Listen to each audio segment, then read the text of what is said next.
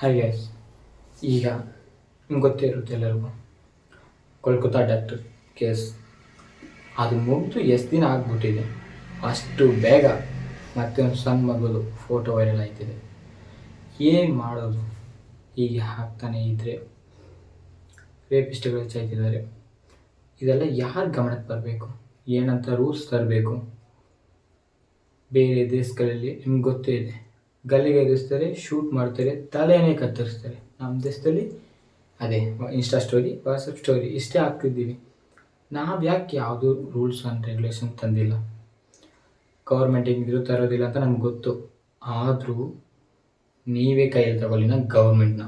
ನಿಮ್ಮ ತಂಗಿ ಹತ್ರ, ನಿಮ್ಮ ಅಕ್ಕನ ಹತ್ರ, ನಿಮ್ಮ ಸಿಸ್ಟರ್ ಹತ್ರ ಯಾವನ ತಪ್ಪಾಗಿ ನಡ್ಕೊಂಡ ಅಂತ ಗೊತ್ತಾದರೆ ಅವನ ತಲೆನ ನೀವು ಕತ್ತರಿಸಿ. ಅದರಲ್ಲಿ ಏನಾಗ್ಬಿಡುತ್ತೆ? ಹೆಣ್ಮಕ್ಳಿಗೆ ಹೇಳೋದು, ನಿಮ್ಮ ಹತ್ರ ನಿಮ್ಮ ಪರ್ಮಿಷನ್ ಇದ್ದರೆ ನಿಮ್ಮನ್ನು ಮುಟ್ಟಕ್ಕೆ ಟ್ರೈ ಮಾಡ್ತಾನೆ, ಇಮಿಡಿಯೇಟಾಗಿ ಪೊಲೀಸ್ಗೆ ಕಂಪ್ಲೇಂಟ್ ಕೊಡಿ. ಆದರೂ ನೀವು ಭಯ ಪಟ್ಕೊಂಡು ಸುಮ್ಮನೆ ಇರೋದ್ರಿಂದ ಮಾಡೋನು ಮಾಡ್ತಾನೆ ಇರ್ತಾನೆ, ಯಾರೂ ಕೇಳೋರಿಲ್ಲ. ಹೆಣ್ಮಕ್ಳನ್ನೇ ಬಿಡಿ, ಸಣ್ಣ ಮಕ್ಕಳು ಅದನ್ನು ಮಾಡ್ತಾರಲ್ಲ, ಏನು ಜನಕ್ಕೆ ಅಸಹ್ಯ ತರೋರು ಇದ್ದಾರೆ.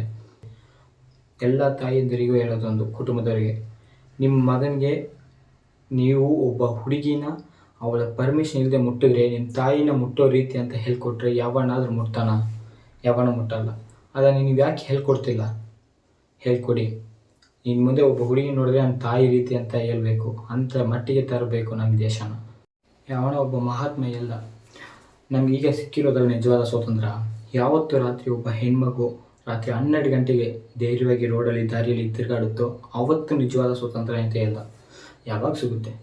ಮಧ್ಯರಾತ್ರಿ ಇರಲಿ, ಹಗಲು ಮಧ್ಯದಲ್ಲಿ ಯಾರೂ ಓಡಾಡೋಕ್ಕಾಯ್ತಿಲ್ಲ. ಇಂಥ ಪರಿಸ್ಥಿತಿ ಬಂದ್ಬಿಟ್ಟಿದೆ. ದೇಶ ಸ್ವತಂತ್ರ ಅಂತೀರ, ಇದೆಲ್ಲ ಆಚರಣೆ ಬೇರೆ ಮಾಡ್ತೀರ ನೀವು. ಯಾವ ಸ್ವತಂತ್ರ ಬಂತು? ಹೆಣ್ಮಕ್ಳಿಗೆ ಮರ್ಯಾದೆ ಇಲ್ಲ, ಗೌರವ ಇಲ್ಲ, ಇದರಲ್ಲಿ ಸ್ವತಂತ್ರ ಬೇರೆ ಆಚರಿಸ್ತಾರೆ.